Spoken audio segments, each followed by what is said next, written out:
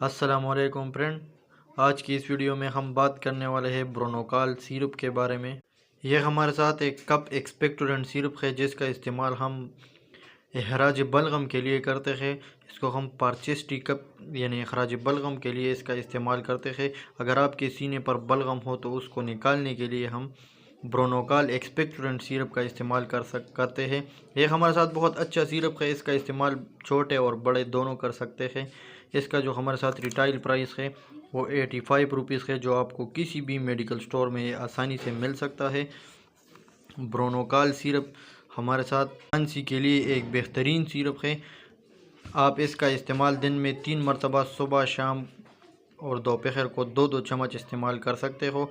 तो ये थी मेरी आज की वीडियो दोस्तों, ब्रोनोकाल एक्सपेक्टोरेंट सिरप के बारे में। अगर वीडियो पसंद आई हो तो वीडियो को लाइक कर दें, अगर चैनल पर नए हो तो चैनल को सब्सक्राइब कर दें।